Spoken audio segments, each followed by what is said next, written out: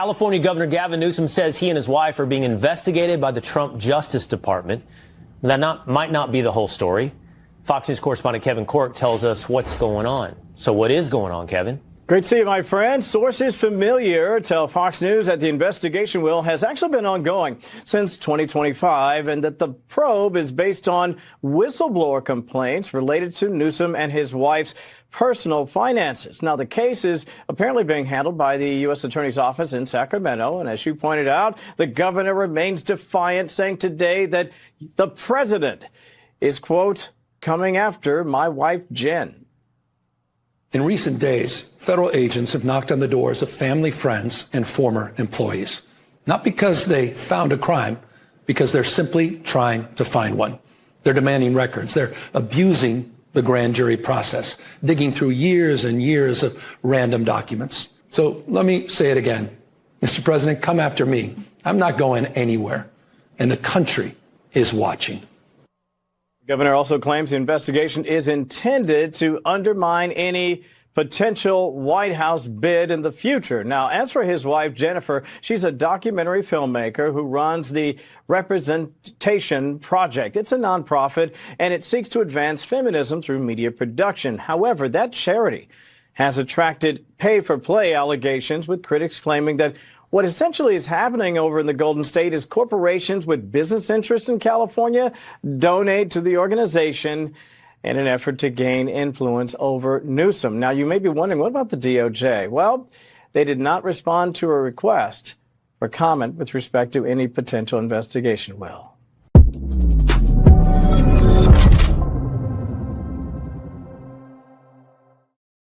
yo, what's up? What's up? What's up? What's up? What's up? Oh, man, I feel like we have been estranged, and I miss you.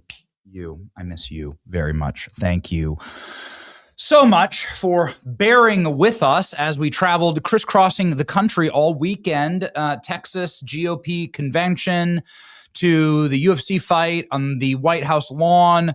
Then yesterday, travel out of D.C. was nightmarish. It was insane, and we had to miss the show because there was only one flight that we could really get that worked for us, and we didn't sleep. We literally were recording we recorded at 2 a.m. and then 3 a.m. in the morning. Ladies and gentlemen, it has been a wild ride. It's been an amazing ride. It's been a ride that I think has changed Western civilization, and the trajectory is now completely split. The timeline has split. Incredible things are about to happen. And I'm never been more energetic and optimistic, delusionally optimistic for our future. And that's the precursor for success. Delusional optimism. And that is what we witnessed on the White House lawn. We were honored to be there. It was an incredible event. It's why we have been a little, was why we were a little, frankly, we couldn't do a show yesterday. It was because of the technicalities of all of this. But we brought you the sights and sounds. And I just want to, like, off the top of the dome, like, just deliver white pill after white pill after white pill. Today, sorry, let me announce the actual date. It is Tuesday, June 16th, 2026. We're going to talk today about Gavin Newsom's wife and himself under federal investigation. We have a ton of experts on to talk about that and researchers. Also, just some miraculous sights and sounds from the UFC 250 on the White House lawn. Senator Eric Schmidt, Jennifer Van Laar, and Navy SEAL Jared Hudson, who's running for Senate in Alabama, join the show. My name is Benny Johnson, and this is The Benny Show. We were there, ladies and gentlemen. We were there at the Octagon. And I want to just pop off on what I think that this meant for our nation. Hey, Alex, do we have like a B-roll stinger of all the kick-ass moments here or not? If we don't have that, then fine. I'll just play stuff off the X channel. But if you wouldn't mind, grab me like what the White House put up. Grab me. Burgum had a good like B-roll stinger, or like a White House, sort of like crash down on like everything that we saw. I mean, this was my perspective. A couple of quick things, a couple of quick takeaways here. I want to let's play this with sound. I don't think anybody, amazing national anthem here. I don't think people quite understood what this event was about. come on, man. It's just like perfect timing. There's Blue Angels there in formation. Look at my perspective. Look at this view. What do you see? 70% of the audience there. Why is the ticket so hard? Why can nobody get in? I couldn't bring any team members or anything like that. It was just me that was allowed in. Because 70% of the tickets went to enlisted service members, active duty. That was the purpose of all of this. The purpose of all of this was to get military to serve our military, to serve those in the military that serve us every single day. And then to reconstitute, I personally believe, the accelerated purpose of all of this is to reconstitute what it means to be an American. This is my fighter. This is my boy, Bo Nickel. You saw Bo Nickel kicking ass. Every single match ended in a KO. You can just go ahead and pop it up, Klein. Go for it. It's Bo Nickel. So awesome. This is Bo's knockout right here. There you go. See ya. Good night. Go to sleep. Boom. Boom. Listen to him. Oh, so cool. And Bo told me he was going to knock his guy out. He's going to sleep him. And then he was going to jump. He was going to jump the fence and go right over to Trump. That's exactly what he did. Look at the serviceman. That's something that I don't think was translated correctly on television, and there's so much on TV. Here he is over there with Trump. Is that this was a tribute to that? The only people that were there were really, really close advisors to the president and his administration. You can see Hegseth and Rubio right there in the frame, and then serve active duty service members. This was a tribute and a treat for them. It was there to serve them. Okay, so here we go. What was this all about? What was the purpose of all of this? This event, the purpose of it was to refound and reform and to rebedrock Western civilization, which has always had to be fought for and forged by violent conquest, by combat, whether you're looking at the Grecian empires, the original foundations of Western thought, or the Roman Empire, or various empires signaling through to the founding of America, sort of the French and then the English, and the way that we think and the way that we have advanced and the way that we have been conquerors has been through violent conquest, bravery, duty, honor. It has not been through the longhouse. There were two different perspectives of Western civilization on display over the last 4 years. One is total and complete defeat. The warm embrace of collectivism, communalism, safetyism, taking no risk, having no masculine energy. In fact, having the opposite. Having a bunch of troons and drag queens prancing around naked on the White House lawn. Or the watchful rainbow eye of Big Brother, right? The state-sanctioned risk-taking of debauchery and ultimately suicidal empathy and inexistence.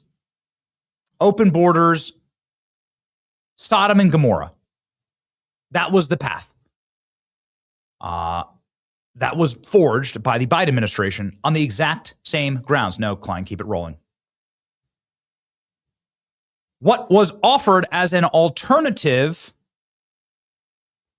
I want the stinger, please, from the White House. Thank you.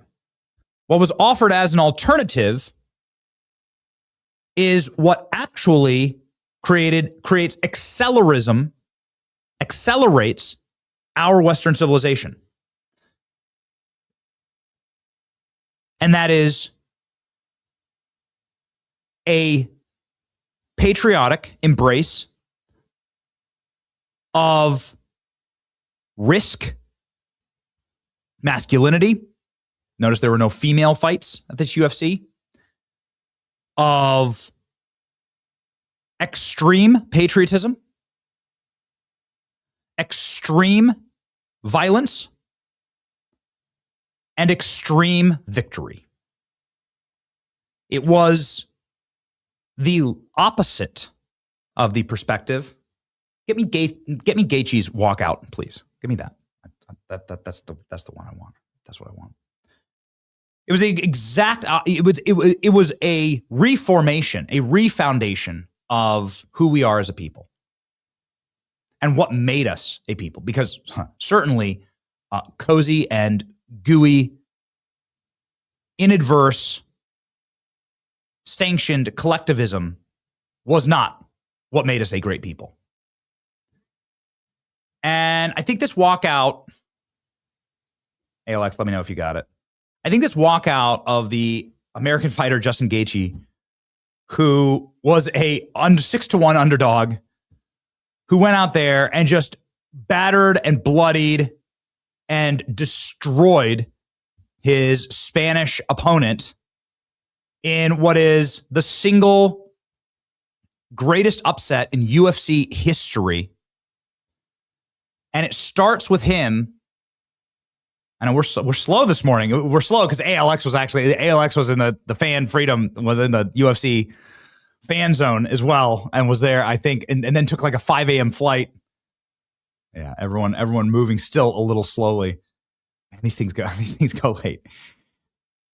This walkout of Justin Gaethje staring at the Declaration of Independence inside of the Oval Office. The aesthetics of this. I don't think people quite understand how cinematic, how tough this is to pull off, how remarkable a moment this is.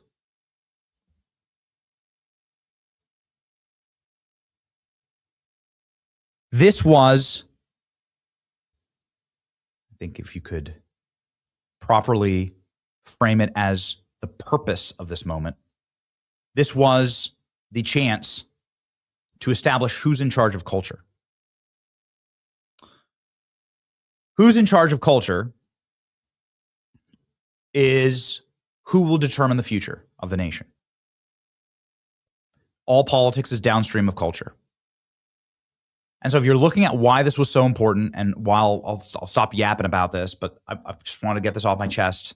So I've been pondering, I've been thinking through this, like why was this so critical of a moment?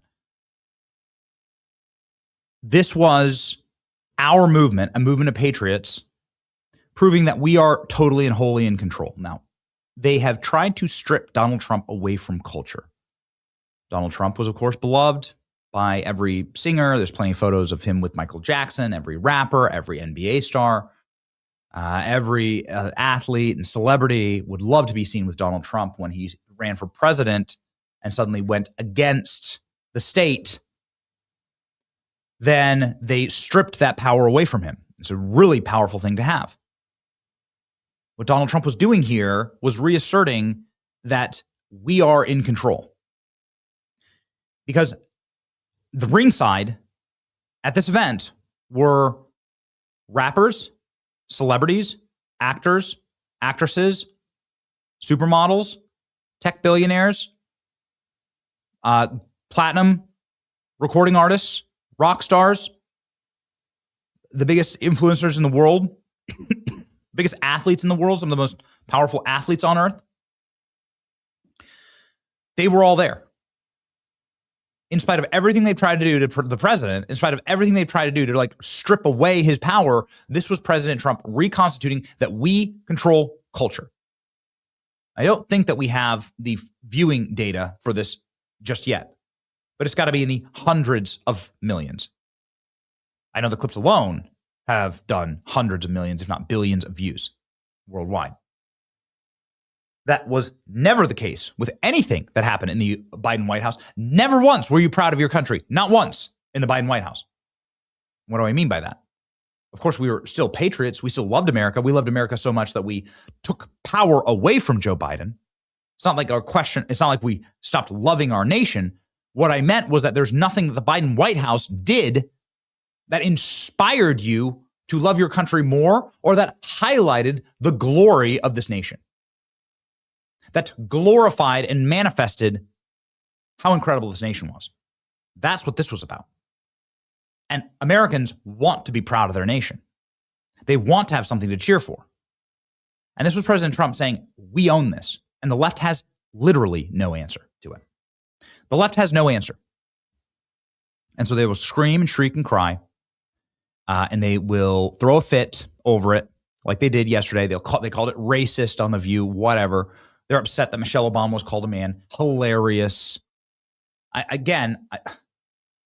They had every opportunity to try, and they had a full 4 years, every opportunity to make Americans proud. And with every single move, they disgraced this nation.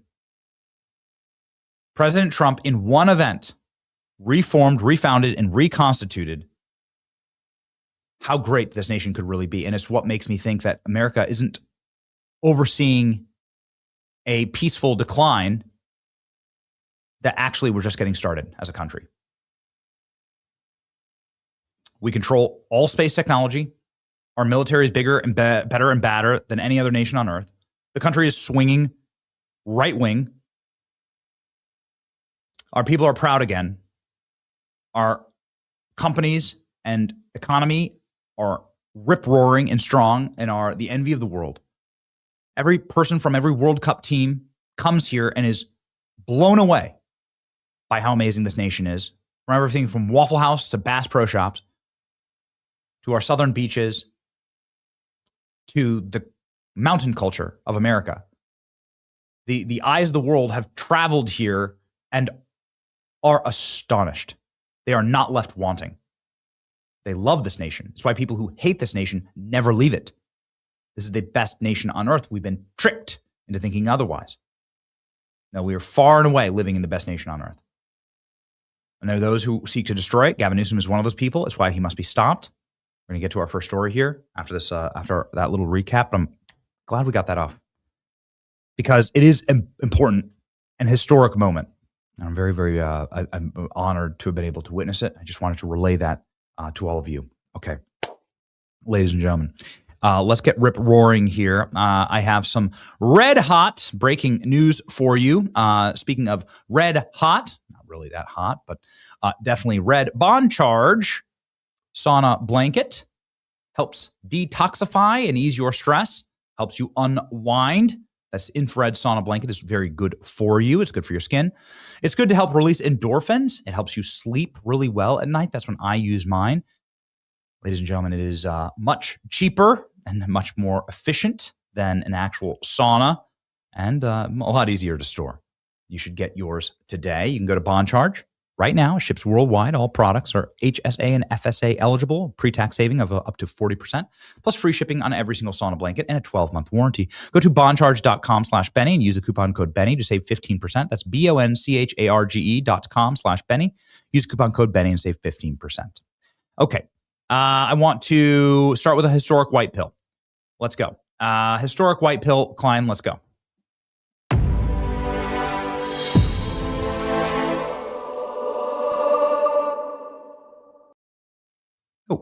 Sorry. Thanks a lot, man. I saw that it was already up. Oil futures have collapsed through the floor. We didn't even cover the fact that President Trump signed a peace deal. Oil futures is now at $73. Do you understand here? So this is 6 months. You can see here over 6 months, President Trump announced a peace deal with Iran. It is an excellent deal, although the text of the deal isn't out just yet. So everything is just pure speculation. But the peace deal has been signed. What we know with the architecture of the peace deal is that Iran will not get a nuclear weapon, that the Strait of Hormuz will be open, that oil and commerce will be able to flow, and that America will be engaging in good faith, the partnership with Iran to try and stabilize the region. These are all wonderful things. Look at this. Look what's happened at the oil prices. Here's one day. Here's the last 5 days. Absolute collapse. I told you, I promised you we would have $2 gas by the midterms. I promised you we would have it. Well, guess what $2 gas equates to? $65 a barrel means $2 gas.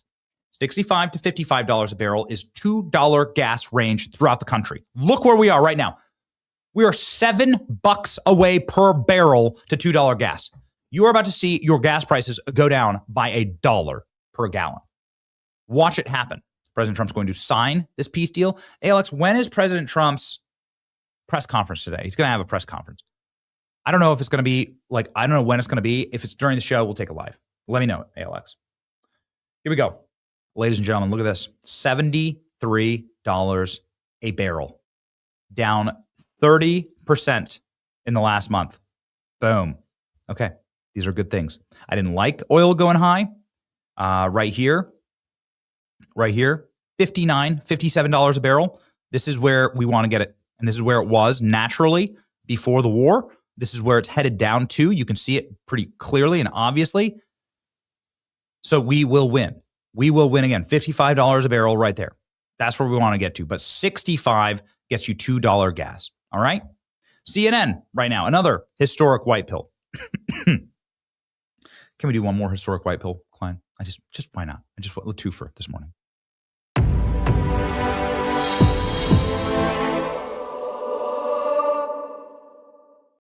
Democrats have a much smaller lead than we thought.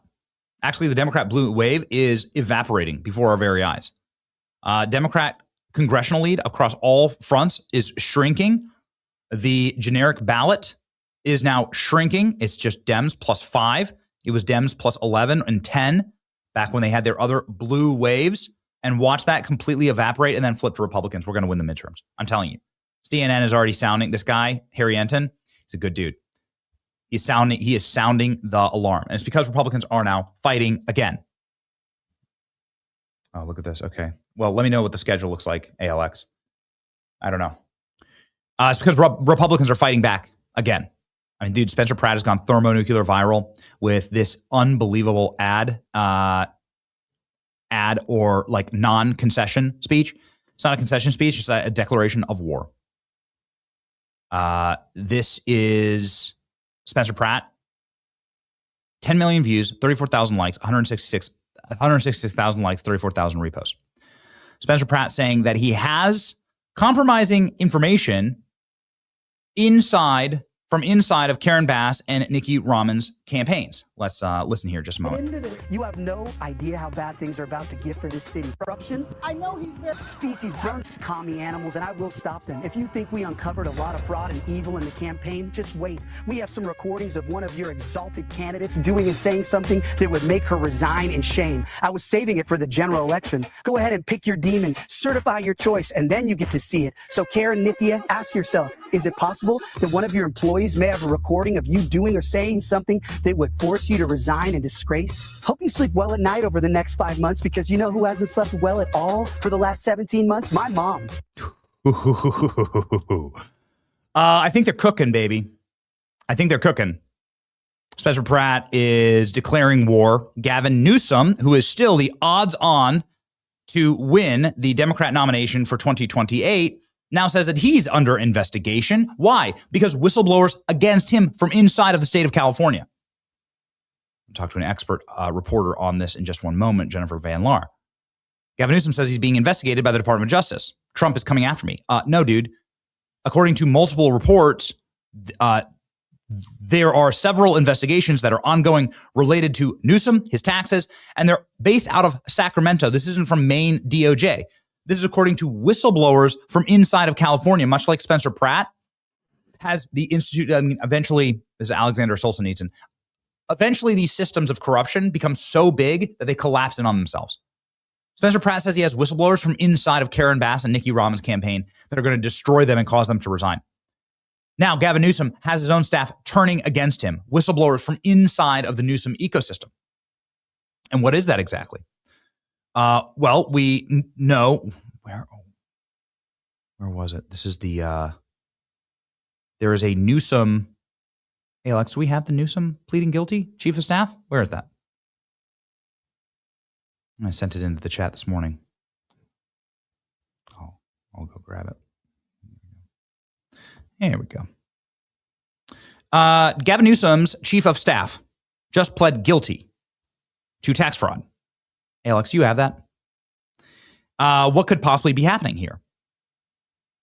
Well, we don't exactly know because these are secret grand jury impaneled investigations and subpoenas.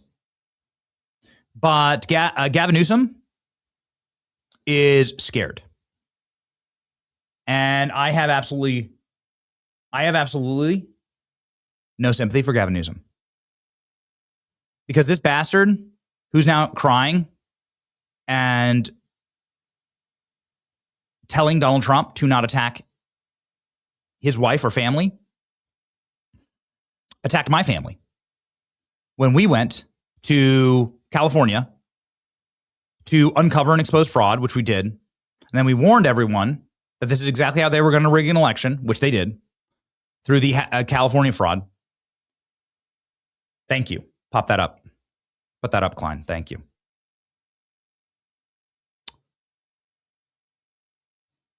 Because I want to show you, like, the systems here are collapsing in California. Newsom's former chief of staff takes plea deal.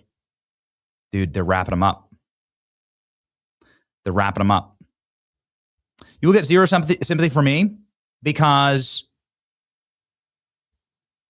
when Gavin Newsom had an opportunity to attack my family, my wife, my children, Gavin Newsom viciously spread lies about me and my family using his governor's account. What was my crime? I'm a dude on the internet. I went there to uncover fraud in his state. And we did. Gavin Newsom should be thanking me. Instead, this guy, I've never met him. I don't know him. Personally attacked me and my family. Now he's bitching and crying about his own wife, who has been accused of some really demonstrable and dark things, getting put under the gun by the DOJ. And by the way, these aren't the dark crimes she committed with Harvey Weinstein, her former lover. She absolutely banged Harvey Weinstein for jobs. That's a fact. I know that because I've traveled to LA. I've spoken with the producers who worked with and for Jennifer Sybil Newsom and Harvey Weinstein. She admitted it in court. And the court found, she tried to say that she was a victim. The court found she wasn't. That she was colluding and cooperating with Harvey Weinstein. And it gets worse. She was trying to shut down the women who were actually trying to blow the whistle on Harvey Weinstein's sick operation. So Jennifer Sybil Newsom also has come forward and defended Gavin Newsom, who was boozing and then banging his own secretary, who was also married to his best friend. Jennifer Sybil Newsom attacked the married woman who Gavin Newsom took advantage of in public. And this is the man who's standing there saying, don't attack my, how dare you attack my wife? This guy went after Nick Shirley and called him a child predator. This is what he did to Nick Shirley. This could get Nick killed. What are they, this could cause somebody to go and murder Nick Shirley. Oh, and by the way, a man from California just pled guilty to trying to murder my family, threatening to murder my family, using similar language in his murder threat against me and my kids and my family that Gavin Newsom has used online to attack my family. So no, you bastard, I don't have any sympathy for you at all. Whatever goes around, comes around. You're going to sit there and attack the people who are trying to rid your state of fraud, do your job for you. Instead of fighting with us to get rid of the fraud, you attack us.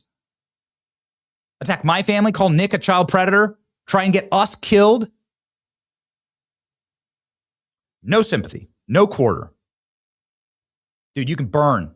And I'm really excited about what the administration is doing here. We're going to be following it very, very closely to understand all of the contours and what's going on here. We are going to bring on an actual expert on the subject. Her name is Jennifer Van Laar, and she is a writer for Red State. Investigative journalist and managing editor at Red State, as well as a writer. Perhaps you followed her work online, but nobody has done more of a deep dive into the Newsoms and their criminality or shady accounting than Jennifer. And it's an honor to welcome her to the show. Here we go.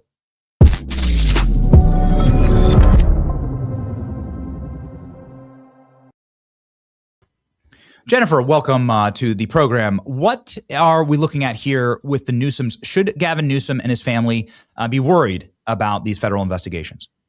They should be very, very worried because they have multiple ways that they've been, I think, committing fraud, tax fraud, unreported income, because there's no way that the lifestyle that they're living is funded by the income that they report. So either they're getting more income that they don't report, or they're getting gifts that they're not reporting. Something really shady is going on. And that's just when you're looking at their real estate. So can you please unpack for us, what does their real estate look like? What are some of the red flags that you've seen in their dealings that make you think that there's a fire where there's smoke? So it started back in 2020 with a home that they still own in Sacramento. It was purchased for $3.7 million cash by his cousin, Jeremy Shearer, who also does all of the legal work for pump jack companies. So it was bought in the name of an LLC. His winery? Yes. Then 9 months later, it was transferred to Jennifer and Gavin. And then they got a cash out refi on that. So we don't know where the $3.7 million came from to start with.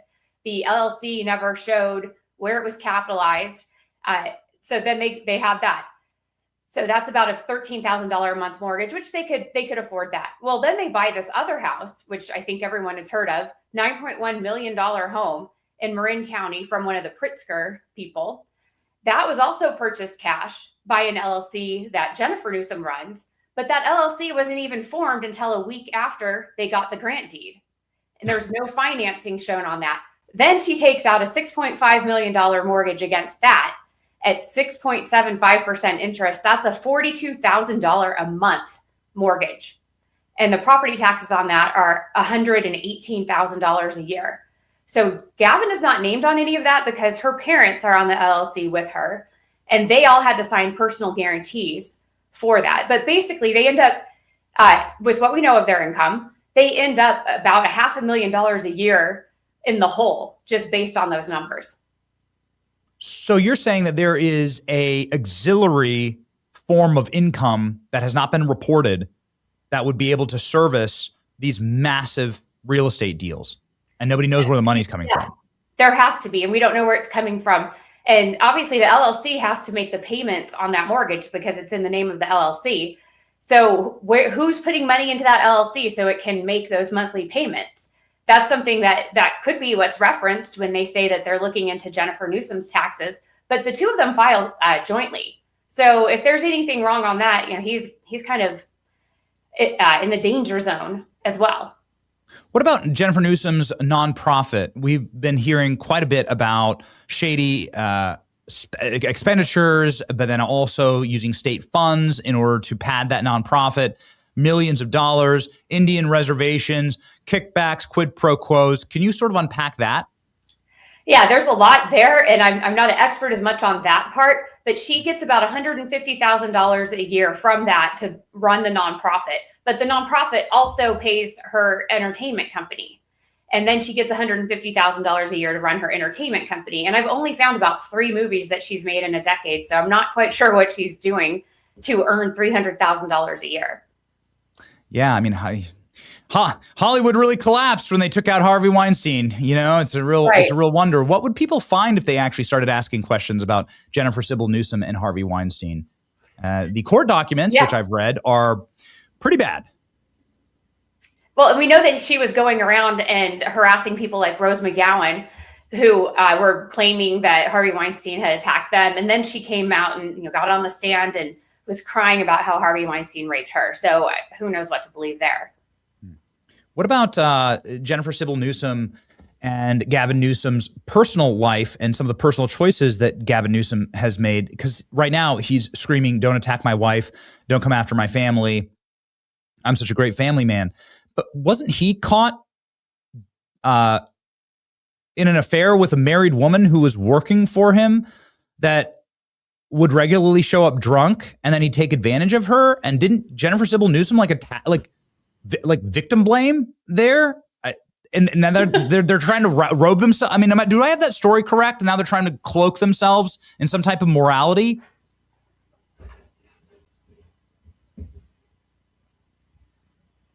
Jennifer, do I have you? Jennifer, can you hear me? Yes. Gotcha. Yes. Okay. So, well, Sorry. Gavin Newsom has a very creepy personal life. He does. But now he's barking at the president to stay out. I'm such a family man. I'm just here to defend my wife. That wasn't the case with his campaign manager's wife, right? Right. And it's interesting how she's not the first partner anymore, and she's now the mother of my children. But the rumor is that it's some employees in Gavin's office who were whistleblowers and got this going. And there's been a rumor for a lot of years that he's having an affair with this Lindsay Cobia, who's one of his political staffers. Well, Lindsay's husband now works for Gavin as one of the cabinet members of the cabinet with public safety. He's an attorney who used to be with the U.S. Attorney's Office. So wouldn't it be interesting if he were the whistleblower? This is very interesting because, that's what all the reports that we have, and we really have just very rough contours of what they're going after here with Gavin Newsom. But the reports are that this is based out of Sacramento and that there's somebody on Gavin's staff or somebody working and cooperating with the feds to expose what's actually going on here. Does your reporting bear that out? That's also what I've been told. And I just as I was watching you talk about Newsom before we went live here, it hit me, Michael Redding, who's the husband of Lindsay Cobia, used to work in that exact U.S. Attorney's Office. So he would know who to contact there if he wanted to either hook up whistleblowers or be one himself. I don't know if that's the case. Hopefully we'll find out someday. But to me, that's an interesting way to look at what's going on. Okay, so Gavin Newsom should be really scared. It looks like, and tell me if I have the landscape here correct, that there are shady forms of investment and profit and money flowing in that hasn't been accounted for. There are purchases that couldn't possibly be made without some type of other ancillary income that hasn't been accounted for. Right. And he's the chief executive of the state, and he's living a very, very lavish life with wineries and multiple multi-million-dollar properties. How many does he own? 2 multi-million-dollar properties. So it's about $14 million, give or take, of real estate. Goodness. So how does he do that on his governor's salary? I mean, I guess is the question. Yeah. And, I want to address that because a lot of people think, his dad was a Getty lawyer. He has all this money. His dad died with almost nothing. And the land in Hawaii that Gavin inherited, he donated to an environmental nonprofit. So he didn't make money off of that. Gavin Newsom's, all of his business interests have been in a blind trust since 2018 that he cannot sell any of them. He can't do anything with that. If the trustee chooses to sell some of it, she has to reinvest that money. So basically, there's no way that Gavin is getting any more than annual dividends from those companies. And then the nonprofit angle. So look, do I have the architecture there? So a bunch of lavish purchases, multi-million-dollar properties. This is, of course, how you always get flagged by the IRS, by the way. Exactly. And then no balance there of how any of that was paid for. Plus a number of very shady questions about his wife's nonprofit and quid pro quo pay to play operations with the state. Am I missing something else here, Jennifer? You're not. And we still have a lot of unknowns because I got to the point in my investigations where there was nothing else that I could unravel with publicly available information. So I actually met with IRS criminal investigators back in 2022 for about 2 hours, gave them my information, and they too said, doesn't really make sense. We'll look into it. So they're not allowed to come back and tell me what they found or didn't find. So maybe this has something to do with what they're looking at now. Wow, I didn't actually know that. Maybe this is a good final follow-up. So you met with IRS investigators? Did you initiate that or did they? I initiated through a friend that knew someone in the IRS criminal investigation because I was thinking, what am I missing here? Right. Why can't I connect these dots? And people with subpoena power are the only ones that would be able to connect the dots. Wow. In conclusion, should Gavin Newsom be he seemed spooked yesterday. Very strange video for him. Normally his videos, he has that little smirk on his face. He looks a little more like the Joker plotting something. But yesterday he seemed very it was like he is pale and staggering in his speech. It seems like he's shaken by this. Sometimes when he's angry or when maybe he's had stimulant, or it seems like he has. But he's definitely trying to get out in front of something. He's definitely spooked. And it makes me wonder if he knew this was going on last year, maybe that's why he started all of this attack on President Trump, because that's when his press office started really going after Trump and people like you. And maybe there was a long game going on there. So he positioned himself as this antagonist and then claimed victim. Interesting. I mean, we know that he's good at getting out in front of a scandal. If there's one thing that Gavin Newsom does, it's he tries to get out and manipulate the press before the actual scandal hits. And I think it's why he's been able to survive so long, given his background, which has been discussed. It would have taken down anybody else. Oh, yeah. But that and a willing press, and he doesn't have that anymore. Since X is not controlled by him anymore, then we can get out there and get the truth out. Yep. Last question, Jennifer. What about Spencer Pratt? What do you think? What's the next era for Spencer? Next era for Spencer is just completely burning down the Democrat machine in Los Angeles, and I'm totally here for it and to help him in any way. I know you are too. I love it. Okay, Jennifer, I hope we'll be out in California relatively soon. We have a number of events out there. I hope that we can get together. God bless you. Everybody follow Jennifer right here. Her reporting is exceptional. And she has hundreds of thousands of followers. And she puts out major questions. She's going really viral right now with the receipts on the Newsoms. Godspeed, Jennifer. Thank you. Thank you.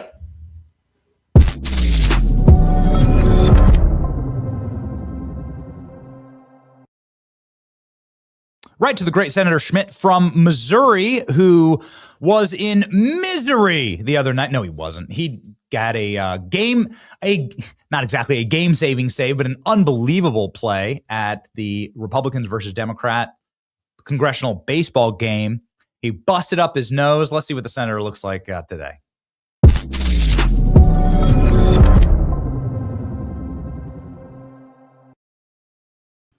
Senator, how we do? Oh, there it is. Okay. All right. What's up, man? Yeah. Good for you, real. Bro. It's not AI. It's not You look AI. better. Yeah, you look a little better than Ilya Tapura, though. Yeah, that's true. That's true. But no, it was worth it. The MVP award and being on SportsCenter, it was definitely worth it. So I'm sure we have the clip, right? And we have the clip. Pop it up. If you have the clip. ALX, we got that. There it is. Yeah, let's go. Let's see it. There he is. Yo! Senator, come on. And is that where you busted up your face? Yeah, I went right there, face first on the ground. Yeah, and that's the warning track. So that's kind of like gravel. It's not grass. So I didn't really know I was bleeding until one of my teammates told me I was bleeding. But I just wiped it off my face, put it on my pants, and rubbed some dirt on it, and let's keep playing. So, and you kicked the Democrats' asses. What was it, 12-0? 11-2, and which is our sixth win in a row. It's my fourth game, so fourth in a row. So we've got a bit of a dynasty established here, and we want to. I mean, we want to win, and we raised $3 million for charity, and there's 35,000 people there. But when you're on the field, you want to win, and so far, so good on that front.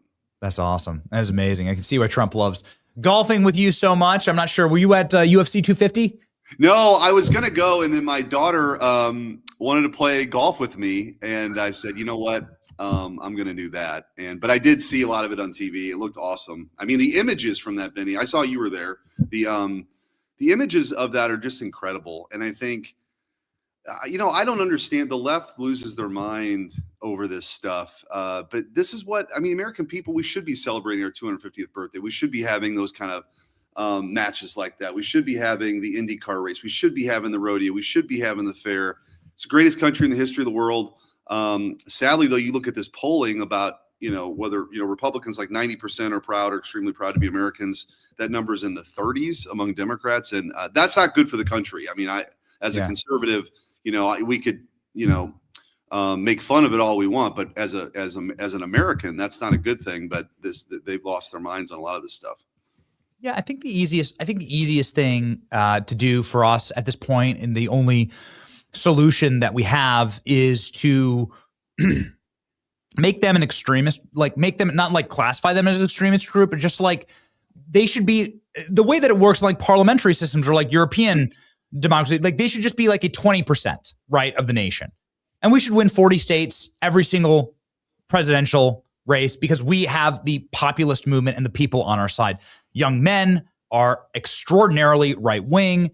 I think the young women will follow. All available polling shows that. And libs will just turn into sort of an ugly, sad, unable to have families, unable to procreate, miserable movement of extremists and terrorists.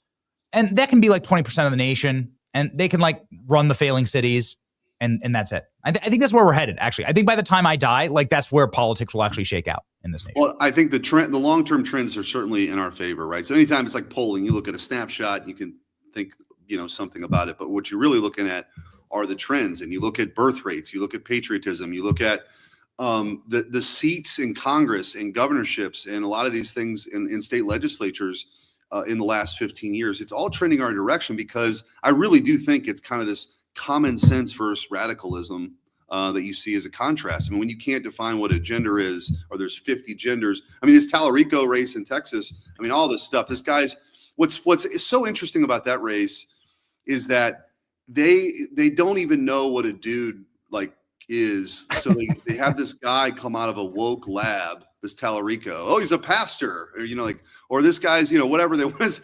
And he's got all these crazy positions, and he's running a vegan campaign. He's anti-meat in Texas. And I just don't, that dog won't hunt. So they haven't figured it out yet. And I don't think they've hit rock bottom, but I think we're the ascending movement. Yes, that's exactly right. Maybe one final word on this, given your bloody face and your save and the violent combat sport at the White House that people just loved. I don't even see libs really attacking it because they know they've lost. They have no answer for it. And what does that mean? And why is it so important?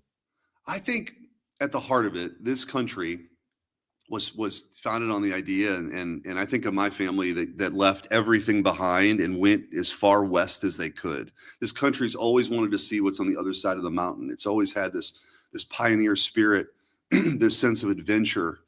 And you mentioned it with young men right now. They're tired of being told by the nanny state or during COVID that they had to wear a mask or that they should be ashamed of their country. We're over it.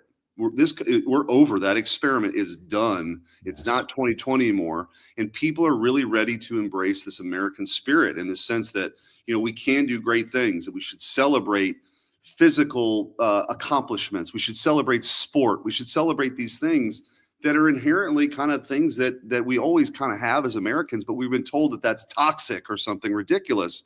And so I think what you're seeing is conservatism really is this kind of counterculture movement, right? And when I came in here, I mean, very much kind of ran on taking on the establishment kind of machine that in many ways I think kind of was a perverse version of conservatism. And so that's what you're seeing right now. People want change. They want to see people that are proud of this country. I had a cop. It's funny, that video clip there, it really did of the catch. It went viral. I had the widow of my grade school baseball coach reach out. I had a cop say, man, it was so good to see like a regular dude bloody up his nose in a ball game. Like, people just want people to be normal, and the Democrats can't figure that out. And I think we've got more of it. And I think that's why, like I said, the trajectory is good for us. Our team has put together a side-by-side of you and Ilya Tapuro, who got his absolute face knocked in the White House. Now do the other one. Do the ALX one. They pop the other one up. Yeah, this is good. This is the I would view it as a refounding of America, like a reconstituting, like a total and complete cultural rejection of wokeness and weakness and safetyism. Yeah. And by the way, like where the young men go, the young women will follow. Like, I don't care if young women are like extremely leftist, like put a ring on the finger, like have babies, get a white picket fence and a property, and you're like women go right wing real fast. So I like, that doesn't bother me at all. I'm like really, really thrilled that this is the message that we're sending, that you don't have to be ashamed of yourself if you're a young man and you want to accomplish something or conquer something. Yeah, no, I think this whole DEI movement, CRT, was meant to separate people based on oppressor and oppressed, and this radical sort of racialization the Democrats have been obsessed with is like a fetish. People, like I said, they're over it. And I think that, as you said, this sort of new founding, America 250, I'm I'm so proud of this country, and events like Sunday night are just a further testament of, I think, what this country's all about. So the people who have been pushing this, they're going to run for president. Gavin Newsom, Kamala Harris, they're top of the polls. It's like unbelievable and exciting, actually. Gavin Newsom made huge headlines yesterday saying, yo, I am under investigation. You're on the Judiciary Committee. You know the ins and outs of what you're allowed to do and not allowed to do. You've been a very successful attorney general. And you have a squeaky clean record. Gavin does not. And so maybe you could give me like your takeaway on what's actually happening in California. What's your read on this? Well, I mean, I think that I don't know all the ins and outs of the specific investigation. What I do know is that some of these actually were started, like his former chief of staff, during the Biden administration. So I know that they're going to want to spin this about, political weaponization or something. At some point, the people have to be held accountable, right? Like at some point, if there's something like this going on, it needs to be investigated and people need to be held to account. I think this is part of a broader effort. In many ways, you're seeing it in Minneapolis, and Vice President Vance is kind of leading the charge with the prosecutors involved. Just the amount of waste and fraud and abuse that we've seen in the system. And it's been a talking point for a long time. But what I hear over and over is people want those responsible held to account, right? People should be prosecuted for this kind of stuff, because I just think of the guy. Look at my dad. My dad worked 7 days a week in the midnight shift at Anheuser-Busch at the brewery. And he worked his tail off, right? And we got 1 week of vacation, whatever. We would go to Branson, or maybe we get in the car and drive somewhere. He worked his ass off. It just pisses people off to know that they're working overtime. They're playing by the rules. And then you get like the Somali cabal that ends up in Minneapolis to come here to rip everybody off. Like that, it's crazy. So I just think people are ready for that kind of accountability. And you look at California, it's just there's so much. Talk about a textbook case of how to destroy a beautiful state. They've done it, and they've ripped people off, and hopefully, people are going to be held accountable. Yeah, I want prosecutions. I want the people who are committing fraud to not be able to vote in our elections. But the SAVE Act has once again been such a point of frustration for so many people. We've already seen some of the consequences of the Senate not voting for that, and the removal of Cassidy and of Cornyn, or the loss. And we've never seen anything like that. We've never seen these incumbent senators lose races in deep red states. That's never happened before. So we're witnessing something quite historic. What is that? What is going on? Well, I think, look, I'll just speak from my election in 22, which I think you're still seeing this play out. The Republican Party has been remade by President Trump, and I'm here for it. Like that, this is the. I was joking at the convention when there was like Hulk Hogan and Kid Rock. I was like, and regular people up there, like normal people. I was like, this is the Republican Party I always wanted, because I grew up in kind of a working class neighborhood.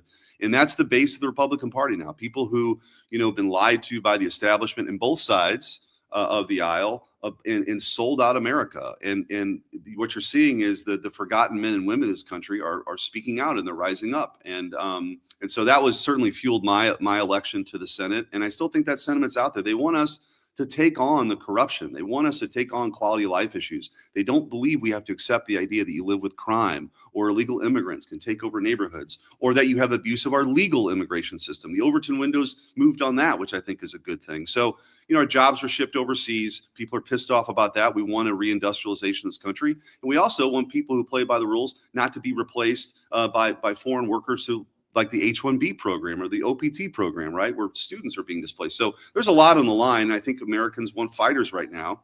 That's what I try to do every day in the Senate. So tell me about the Judiciary Committee. Obviously, you were, I think, inarguably the most successful attorney general in the nation with the fights that you brought to the Biden administration. You deserve great credit. There were so few Republican AGs that fought the Biden administration. It was one of the only recourses we had during those 4 years, and you did spectacular work. You made Dr. Fauci's life a living hell. Can you tell me, maybe give me some outlines about what's going on in the Judiciary Committee, and what can we expect? There's a lot of things that are kind of flying under the radar. Like, for example, there have been 10 people, alums from my AG office now, that are important federal judicial positions, whether U.S. attorneys, like the U.S. attorney in the St. Louis area that's taking on violent crime, doing a great job, was my chief of staff at one point. There's another federal district judge that was in my office. The new eighth, just yesterday, Justin Smith, who's a brilliant 40-year-old lawyer who was my first assistant AG when we were taking all those fights. He's now he just got confirmed on the 8th Circuit Court of Appeals, which of course is just next to the Supreme Court. And so you're seeing now, like the first 4 district court judges that were confirmed were all in the St. Louis area. That's where I'm from. And you're going to see that place be a place where criminals are prosecuted and rule of law is restored. And as those cases make their way to the 8th Circuit and the Supreme Court. So there's a lot of kind of like the judiciary is being remade by President Trump. And I'm glad to be helpful with that. I would say that 2 weeks ago, I guess, when we did the reconciliation on the immigration on ICE stuff, I got a provision that started in the Judiciary Committee of $350 million now will be used for ICE to go pick up criminal illegal aliens who are being released from prison in sanctuary jurisdictions and deported. Think about that. Last year, Benny, 18,000 criminal illegal aliens were released into the community from sanctuary jurisdictions because they valued not having people deported more than the safety of the people who would be surrounded by a convicted rapist who's been released, who should be deported. So we're supercharging these deportations now with that ICE funding that we had. I think that's a good thing. So, the Judiciary Committee has jurisdiction over immigration issues. So we're working on that. We're confirming judges. We're confirming U.S. attorneys. So there's a lot of work happening kind of behind the scenes there. Excellent. What about the people who created the open borders? I'm constantly pushing for Mayorkas or somebody to do to like make it hurt, right? Like go after the people that facilitated this so it never happens again. And I think that you could, quite frankly, bring quite a number of charges against the administration for how they refused to enforce American law. Where are we on that front? Well, it's deeper than that, Benny. We've never seen anything like that in the history of our country, maybe in the world, where people schemed to let 15 to 20 people in here legally just to open up the border, right? But it goes deeper than just the elected officials. There's a whole network of nonprofits that were funding this mass migration from all around the world, people we had no idea who they were, into this country. And so one of the things I'm also proud of, and last year I handled the first rescissions package that we've done in 30 years. What is that? It actually claws back money that's already been appropriated to make sure it's not spent on stupid stuff like DEI in Burma, Guatemalan sex changes, a lot of these mass migration nonprofits that were funded by USAID. We effectively defunded that stuff. And so I think these U.S. attorneys ought to be investigating some of the money laundering that's happening with Act Blue. There's a lot of this stuff is intertwined in this kind of shadow state of these NGOs. And I think that's the next wave of the conservative movement. And I've told AGs this when I've spoken to them, like if I were still a attorney general of a state, that's what my focus would be on. It would be on helping fight crime and going after these rogue NGOs that are trying to destroy this country. And they have the authority to do it, and I hope they do. So the AGs can do it. The Senate could defund them entirely. Yeah. Are we there? Yeah, no, look, I've told them if like on this USAID stuff, I think that's the mother's milk, Benny. The money that was going, they know it. The Democrats know it. It's why they freaked out so bad when that was the first thing that DOJ went after. So I think from an appropriations process, we have a role. But you also have to have really the law enforcement arm of this, the prosecutors, right? The U.S. attorneys and the AGs. We can do oversight in the Senate. We control the purse. Those are all things that we should do. But the actual like putting people in jail and prosecuting, that's what the U.S. attorneys and AGs, and I think they need to be aggressive. Yeah, I would love to see more aggression from that. It's just like we have a moment, we have unified control. I think that everyone is calling out. I think you got to go. People, yeah, you got to go. I have an op-ed. I'll put it up today about look. This is the party that he gave us when no one thought he was going to win in 2016, and no one thought he could come back in 2024. I mean, you and I did. We saw it, but the movement, but a lot of the experts sort of wrote that off. So what is the gift that the president has given us? He's given us a different, more expanded base of working class Americans that those are our people now, which is great, and an opportunity, a moment in time. I get very frustrated up here when people don't have that kind of sense of urgency. I think one of the keys to leadership, Benny, is kind of understanding the moment that you're in.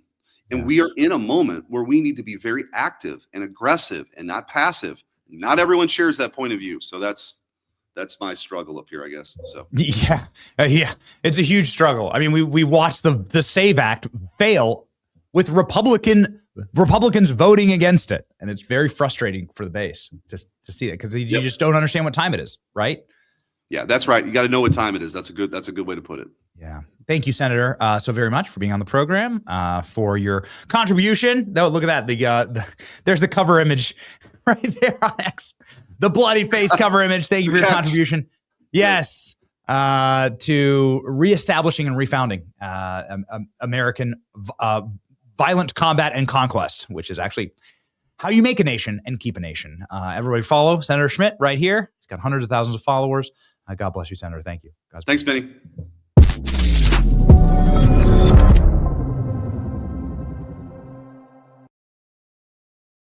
Ladies and gentlemen, we have a big day today for elections in Alabama. Alabama is doing their primaries today. We'll have a Navy SEAL who's a Senate candidate in Alabama joining us in just one moment. Before we get to that, we have been traveling, crisscrossing the country. We will continue to do so. When, in fact, to Texas, we spoke at the Patriot Mobile Patriot dinner, and it was a blast. And of course, we were able to chill out with our favorite executives in the mobile phone industry, our Patriot Mobile partners. We're thankful for them. We're thankful for them constantly supporting our program, and more importantly, I would argue, supporting us going out in the field and telling true stories, reporting, and doing investigations. Patriot Mobile keeps us connected and keeps us locked in across the nation. When we go out and hit a story and hit the field, it is critically important that we can upload and update you with all that information, like we were doing at UFC at the White House, keeping you informed. Patriot Mobile keeps us locked in. Go to patriotmobile.com/Benny or call 972-PATRIOT. Use a promo code Benny for a free month of service. That's patriotmobile.com/Benny. Call 972-PATRIOT to make the switch today.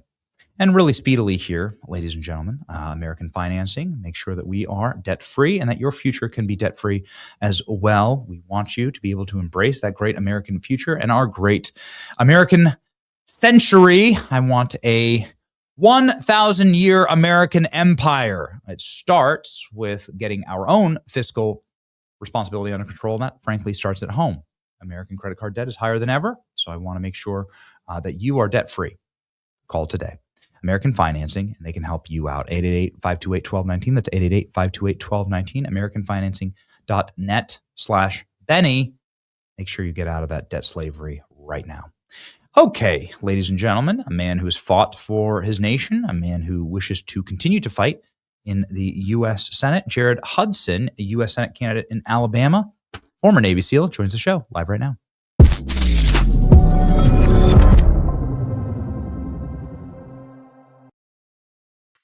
Jared, welcome to the program. How's today look for you? Hey, man, it looks great. I appreciate you having me on, brother. It was interesting listening to your last conversation you had with the senator there. But here in Alabama, it's looking great. You know, it's a rainy day, but our folks are turning out to the polls, and hopefully we can run across the line in victory. The Lord's paved an unbelievable path for an unlikely candidate like me. That's right. Okay, unlikely. Why don't you tell the people about your background a little bit? Yeah, so I'm first and foremost, I'm a born-again believer in the person of Jesus Christ. I tell that everywhere I go. I believe what John chapter 1 says. Secondly, I'm a seventh-generation Alabama family man. And number 3, I'm a United States Navy SEAL sniper. I'm a law enforcement officer currently as an investigator and SWAT deputy with Blount County Sheriff's Office, and I'm a federal task force officer with Homeland Security. And then finally, I'm the CEO of a nonprofit Covenant Rescue Group that combats human trafficking. And those are the 3 things that define me: my faith, because it's eternal; my family, because they're my most important job on this earth; my beautiful wife and 3 little girls; and then finally, the service I've been able to provide as a warfighter, as a law enforcement officer, still fighting crime in our communities, or as a CEO of a nonprofit that stands in the gap for those who can't stand for themselves. And that's just Jared Hudson in a nutshell, really quickly. Jared, I'm sure you could pick up from our conversation with Eric Schmidt that the audience gets frustrated with establishment rhinos in Washington, D.C., and that they get elected oftentimes from very dark red southern states, Republican states, and then they go to D.C. and they behave like Democrats. And we're sickened by that. Historically, you never lose incumbency in the Senate, but John Cornyn and Bill Cassidy have both lost in the matter of the last month. And that's an earthquake inside the U.S. Senate. What does it mean for you? Will you be one of those people that tell your constituents one thing when you're back in the hills or lakes of Alabama, and then go to D.C. and do another? No, and I'll tell you why. The front end of it, I'm bound by the blood of my Savior who gave his life for me so that I could be sitting here talking to you. And he bids me to be truthful and honest. But secondly, I'm bound by the blood of my brothers who gave their life for this country. Every single deployment I went on, I had buddies die. And they bled out in the sands of Iraq or in the mountains of Afghanistan. And they didn't do it for these stupid partisan issues that everybody wants to argue about. They did it because they believed in the American dream, because they wanted to stand for their country, for their state, for their families. They died with love in their heart for their brothers and for the United States of America. I'm bound by their blood. And finally, I'm bound by my family, my wife and my 3 little girls that I'm raising here. This is where they'll stay. And oftentimes we see these career politicians, they move their family to Washington with them. And I'm not hating on them for that. You want to be near your family. But I'm supposed to be an envoy from Alabama to Washington and take the issues of the people of Alabama to Washington and not bring the stupidity of Washington to the people of Alabama. And the only way you can do that is if your heart, in my case, stays in the great state of Alabama. And I can promise you this, my heart's going to be over where that beautiful blonde-headed woman and those 3 little girls are, and they're going to be right here in Alabama. And I'm going to have to go back and forth to serve my country. But oftentimes we see these jokers, they serve themselves, you know. You just saw, you were mentioning the SAVE Act earlier. You've got these bootlickers screaming to the top of their lungs of everything we need to do to pass the SAVE Act. Nuke the filibuster, do all this stuff. They ain't even got the votes to do that. But what happens? They tack it on to a reconciliation bill, a 51 vote. We should be able to get this thing across the line with Democrats that want to mess everything up for us. And who's the holdout? It wasn't the Democrats. It was 4 Republicans that kept the Save America Act from being passed. And by the way, we've got to have that passed now. Alabama already does it. We require proof of citizenship to get an ID. We require ID to go and vote. I've got to show my ID when I go vote here in a little while. I've got to go show my ID to get a ballot and cast my vote, the most important thing that we do in a democratic republic. But California doesn't have to do it. Minnesota, all of these places around our nation, their federal elections impact every state. Unbelievable. And 80% of the American people say, hey, we want to pass the Save America Act. Why in the world do we not have anybody that wants to knock on every single door, both Republican and Democrat, and say, what do we need to do to move this across the line for the American people and secure our elections? We saw what just happened in that mayoral election out in California, right? I mean, how long did they count the ballots for? And then all of a sudden, this lady that wins, she wins by the exact amount of mail-in ballots that were there. It's absolute insanity. But it's not just the Democrats. They're a big enough problem. It's these career politicians. It's these rhino Republicans that get up there and they serve themselves as opposed to the people they're elected to represent. We get to sit here and have this conversation because somebody gave their last breath so that we could take our next. And that is what makes the difference. I truly believe that. And I have to earn the right to call myself an American on behalf of the men that we stand on the shoulders of that gave their life for this country, on behalf of the women that gave their lives for this country and gave their husbands and their dads and their sons for this country so that we could be sitting here and partaking in the great American dream. That's why I'm running for the U.S. Senate, and I think that's the difference maker. This might be the best answer I've ever received when I asked that question. That's exceptional. What's your message to John Thune? You know, I saw John Thune partying it up at the UFC at the White House, and so he was enjoying that fight. But he seems totally out of step with the American people when it comes to the willingness to fight for Republicans in the Senate. You know, the problem is you get these pencil neck Poindexters up there who are good at sitting around talking, and they've never been in a fist fight, much less a gunfight. And they go and they literally lick the fingers and the feet of the president in one hand, and then they turn around and they don't help further the things that the American people voted for. Let's set the president aside, right? Set that aside because President Trump is doing what he can, but guess what? In 2 years, we're going to have another president.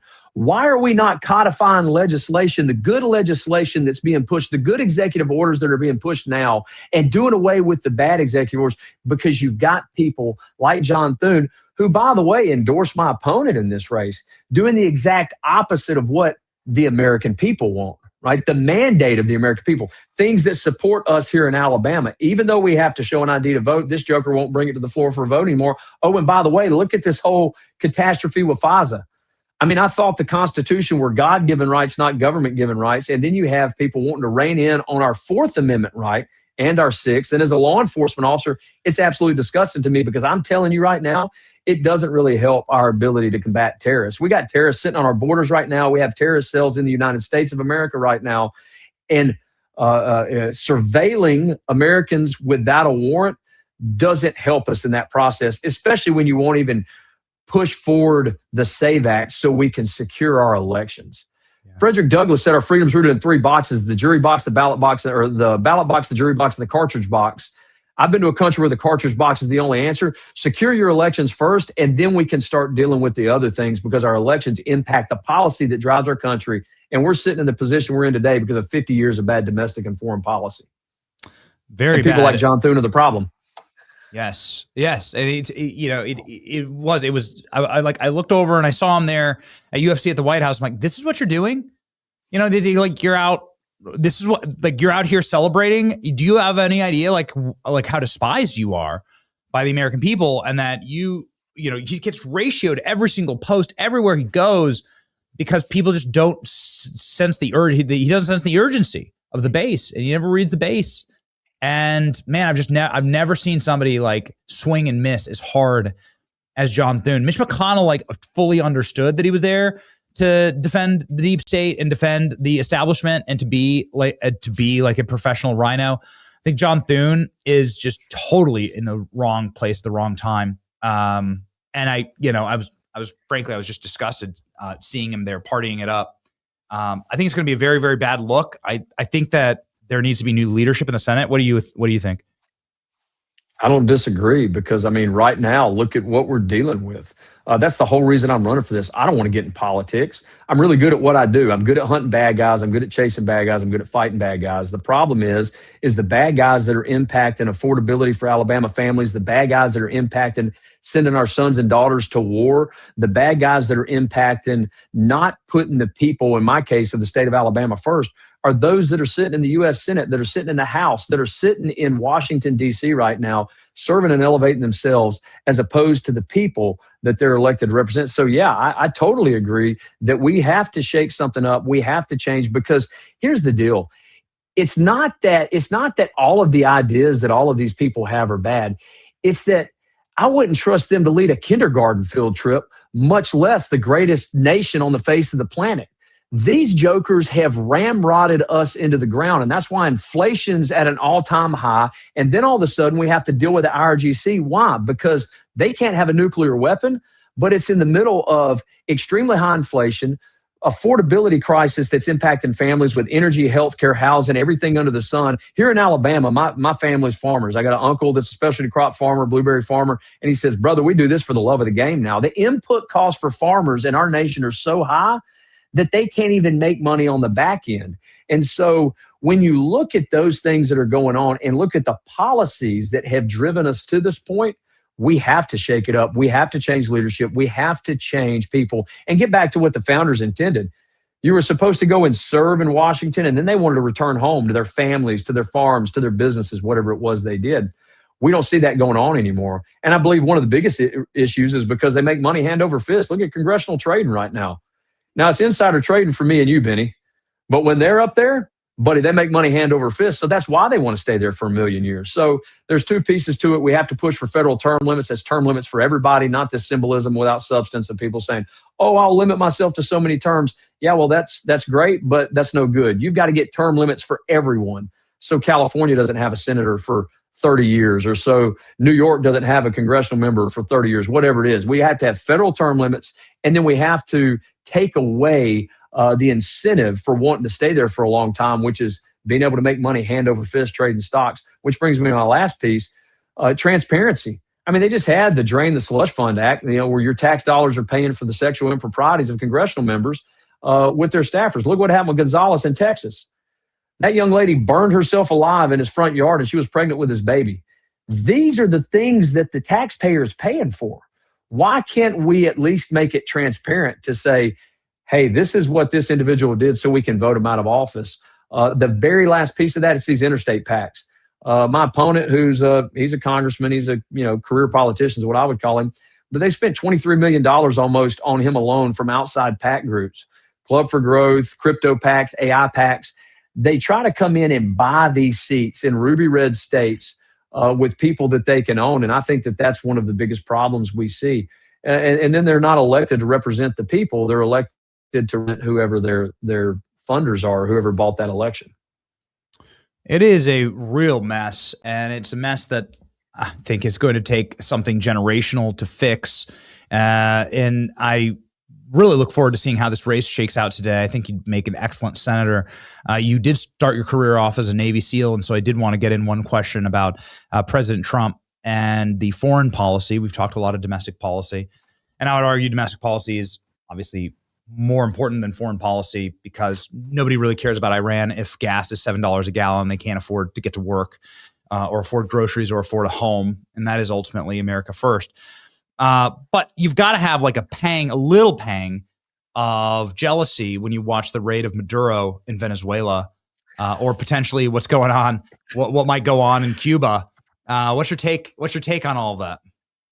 Bro, it's 100% jealousy. I had a buddy call me after the Maduro raid. He's like, bro, that was a sick op, dude. And I told my wife, I was like, babe, I think I'm done with the Senate stuff. We got to go back to what we were doing. Of course, I can't be in the SEAL teams anymore with all the medical stuff we had when we were getting out. And she said, babe, you're 40 years old.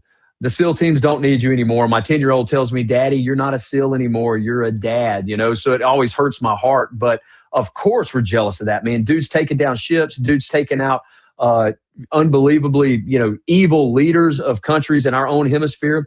That's what every team guy, every operator wants. And so we've got a bunch of men who do violence so we can sleep in peace at night. Thank God we've got them out there doing the work. One of the biggest things on foreign policy, though, and you mentioned it, right now with affordability where it's at, and we see what's going on with the IRGC and Iran and trying to make a deal. And somebody asked me on a radio show today, they said, why are we not, going further? Obviously, we want to, we got to take down this regime, but we don't want them to have nuclear weapons. Nuclear weapons is at the front end of it. But the problem that we have when we're fighting not just people, we're fighting an ideology. And the way we fight war doesn't work for the way war should be fought. The only way that we're going to be able to conquer the IRGC is to wind up wiping the Persian people off the face of the map. Now, I don't believe that's the right thing to do. Otherwise, we get sucked into another GWAT like I fought in. We cannot fight them in that way. The only thing that we can do is lean on our partners in the Middle East to hopefully deal with that effectively and make sure we support our partners so they don't get nuclear weapons. And when everybody wants to talk about regime change, that already happened when we smoked the Ayatollah that was in his 80s. The problem is every time we smoke somebody, we go down the list and there's get an even, more of a hardliner. So with that being said, I think the deal that the administration is trying to work out now, we've got 60 days of a ceasefire. We got 60 days of peace. Hopefully, I think Friday we'll see more of what's in the deal. And then opening of the Straits of Hormuz, because this ain't the 90s going into 2001 where it's, where everybody's motivated, wanting to support the United States of America as we were attacked and we're going to war. Everybody's flush with cash. No, inflation's extremely high. We can't afford it. And the American people are like, we just spent, and people in my generation, we just spent the last 20 years in GWAT. And then look at what happened as we shifted presidents. We wound up losing men. We wound up losing women. We wound up losing trillions of dollars. And then all of a sudden we pull out. And it's like, what did all my buddies die for? Why did I have to kill people on every deployment I went on just to see us say, oh, they're our friends and we're going to send the Taliban $40 million a week? We have lost the initiative on that. So I think what the Trump administration is doing right now is probably the best answer of all bad answers, because this didn't happen yesterday. This is 50 years of bad foreign policy that led us to this point. And so that's the hard thing. It's not like there's any good answer, but we can't let them have a nuclear weapon for sure. Well, seems like the right answer would be electing guys like Jared Hudson to the United States Senate. Jared, Godspeed today. Good luck. Some excellent answers there. We need more veterans serving in office. We need more people that actually served themselves. This nation, I think we'd have a much better country if we had more veterans, frankly, running things in Washington, D.C. Jared Hudson is one of them. Get out and vote today for Jared. Godspeed, man. Thank you, brother. Have a great day. God bless. God bless you.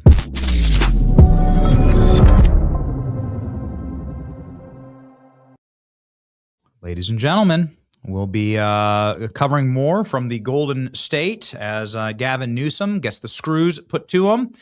California, not so gold anymore, but if you've noticed, as oil is crashing, as the stock market is ripping, as Elon Musk has made his second $1 trillion, I guess. Jeez, man. Now's the time. Now's the time to invest in your future. Advantage Gold can help you do that. Advantage Gold has been in the business of making sure that your IRAs and 401ks are stacked with things that have real value and hold their value over time. Gold has been ripping. It's been on a massive bull run, and I think it's going to pick up a little more than paper, if you know what I mean. So gold has been money for 5,000 years. It's held its value across empires, and it still holds its value today as the world is changing fast. I trust Advantage Gold, America's top-rated precious metals company. Text Benny to 85545 today, BENNY to 85545 today. You'll discover how you can switch up your retirement and back it with physical gold and silver. Text Benny to 85545 to believe in something real. Okay, ladies and gentlemen, we are set to go. We'll have the world changing before our very eyes. President Trump will be giving a press conference somewhere around somewhere around 4 o'clock, 5 o'clock. So we'll be covering that. And we'll see you later today on, I guess we'll be doing Jesse Waters' show and a Daily Wire show. So it'll be great. Preaching the good word, speaking the good word, and we speak right now the verse of the day for you. Psalms 33:12. Blessed are the nations whose God is the Lord, the people chosen as his inheritance. What a wonderful way to end that verse. The people chosen as his inheritance. We are the inheritance. Christians, we are the carriers forward of Christ, his message. I am the way, the truth, and the life. Nobody comes to the Father except through me. And the inheritance travels with those who have been chosen. Christians, ladies and gentlemen, that create this nation, build this nation, and that advanced God's kingdom on this earth. And so let's continue that work. It's your boy Benny. March with us on to victory. See ya. Where the truth gon' be, faith and freedom on your TV screen. Stand up strong, battle through the night. The Benny Show's here, bringing liberty to light. From the speeches to debates, Benny sharp like a blade, cutting through the lies, watch the truth cascade. With the warrior's heart, this man never fades. You know it's prime time when Benny invades. From saving the nation to stories untold, the Benny Show's a storm, see the truth unfold. Stay in the loop, let freedom take hold. Salting all the libs, soul never sold. It's the Benny Show, where the truth gon' be, faith and freedom on your TV screen. Stand up strong, battle through the night. The Benny Show's here, bringing liberty to light. Liberty to light, bringing liberty to light. Liberty to light, bringing liberty to life. From the speeches to debates, Benny sharp like a blade, cutting through the lies, watch the truth cascade. With the warrior's heart, this man never fades. You know it's prime time when Benny invades. From saving the nation to stories untold, the Benny Show's a storm, see the truth unfold. Stay in the loop, let freedom take hold. Salting all the libs, soul never sold. It's the Benny Show, where the truth gon' be, faith and freedom on your TV screen. Stand up strong, battle through the night. The Benny Show's here, bringing liberty to light. Bringing liberty to light. Bringing liberty to light. Bringing liberty to light. Bringing liberty to light.